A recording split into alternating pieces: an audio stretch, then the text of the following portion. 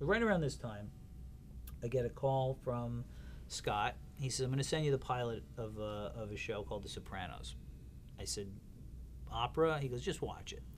I said, "All right, great. Why me?" You know. So I get this thing and I pop it in the video cassette, and I think I'm like 25 minutes into the pilot, and I was like trembling. I said, "This is the greatest thing I've ever seen."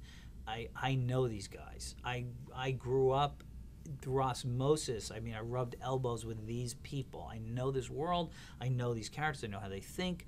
You know, I'm not by a long shot a mobster or anything ever to do with that, but I grew up around this stuff. That butcher shop I worked in, I met guys like this.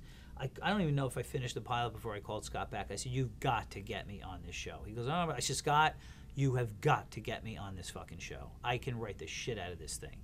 He goes, "All right, I'll see what I can do. I'll call, we'll make some calls." The second call is to Frank Rinzulli. I said, "Have you seen this thing, The Sopranos?" He goes, "I'm meeting with David Chase on Friday."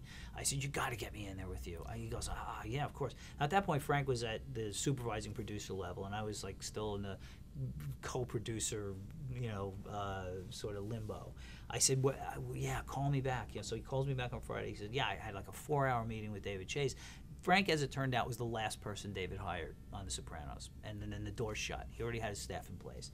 So it's funny, years later, what David didn't know was once Frank started on The Sopranos, he would call me every day. He'd come home and tell me about the writer's room, what stories they're pitching, and he and I would talk about stories, and I'd give him ideas, and he started writing scenes and sending them to me, and I would give him suggestions and edit, and I was kind of writing on The Sopranos, but not really. I was sort of working through Frank. And from Frank's writing, I mean, part of the difficulty with Frank is that with the shows he had been writing up until this point, none of the shows he had ever worked on were as interesting as the real person. The real Frank is 10 times more interesting than any fictional character. And now he finally got to write in his own voice. And I was reading stuff that he was writing, and it was pure Frank Rinzulli. And I was like, "This is brilliant. This is what you should have been doing all along." It was just, I couldn't believe that the writing was just so real and so different, and characters lie to each other, and they talk in non sequiturs, and they never have the right thing to say, as opposed to every other TV show where everybody has exactly the right thing to say at exactly the right minute. These are real people. And then to see the cast, and they look like real people, and it was just, so little by little, he's telling me about the writer's room, and David, I guess, got the first wave of first drafts in of the scripts, and most of the staff got fired immediately. The only people who survived season 1 were Frank Rinzulli and the writing team, Robin Green and Mitch Burgess. So season 2 comes along. So finally David said, "Okay, who's this guy Terry Winter you've been telling me about? I'll read something."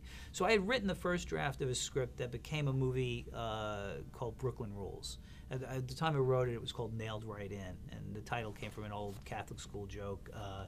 What do the letters INRI stand for on top of the crucifix? I'm nailed right in. So that was the title. And it was about 3 friends in Brooklyn. It was very autobiographical, me and my 2 best friends growing up in Brooklyn, and it sort of had a mob component to it. So I said, this is the perfect sample for The Sopranos. So I give it to Frank, he gives it to David. David hates it. He goes, "This isn't, I don't see it, I don't get it." Frank said, it really went to bat for me. He goes, "I'm telling you, forget that script, don't read that. I'm telling you this guy can write the show. Just meet him, give him an episode to write. If it sucks, I'll rewrite it. If it doesn't, whatever, no harm, no foul." So I'm working on the PJs, and I get called in, and I meet with David Chase, Robin Green, and Mitch Burgess. Frank recused himself in the meeting, and we talk about an episode where Christopher goes to acting school, and where Furio, the Italian character, gets brought over from Italy, and he's sort of got a soft artistic side, and Tony's not really sure if the guy has what it takes, and of course the guy turns out to be a completely psychotic, headbreaker. So we get the outline in shape. I get sent off to write the thing, and I know I am now, this is it. This is my shot. A career-changing moment. It's all on this one script. And, I'm working on PJs, and I was, for the next 10 days or whatever, I would get up at 4 in the morning, and between 4 and 9, I'm working on my Sopranos spec, and I gave it my best shot, and I turned it in, and, just waiting on pins and needles. So while I'm doing that on the PJs, people are still jumping ship. So I get a call from David Chase, and I'm co-producer on PJs, and he calls me up and he goes, "Yeah, I would like to offer you a job." And I said, "Oh my God, yeah!" And he offers me story editor, which is a lower rank and less money than I'm making. And I said, I couldn't believe the words were coming out of my mouth. My voice went up 3 octaves. I said, I can't take it. I'm sorry. I have to say no. And I was like, I'm turning down a job on The Sopranos. And I said, David, psychologically, I can't take a pay cut and a drop in title. I think your show is the best thing I've ever seen. Psychologically, I can't look myself in the mirror in the morning if I don't, at least make a lateral move.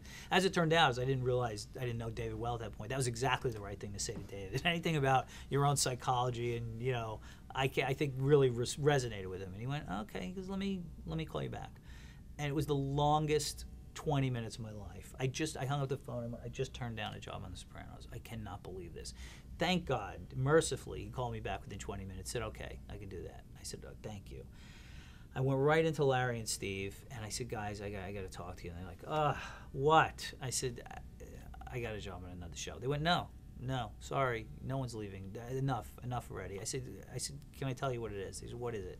I said, it's The Sopranos. They went, holy shit, really? I said, yeah. They're like, fuck. Well, we can't be the assholes who stopped you from working on The Sopranos. They said, okay, you're the last one.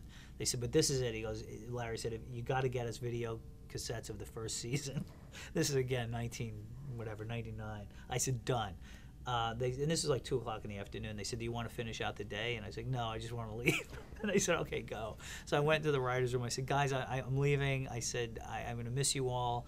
The wind in my face will dry my tears. I said, I'm going to call you next week. We're all going to get together and have lunch, but I'm out of here. I said, good luck, bye. And I went home. I was like, I can't believe I'm writing on The Sopranos. And of course, a week later, we did all have a goodbye lunch, and it was really great. And Larry and Steve were just gentlemen, and I just thank them forever for letting me go. And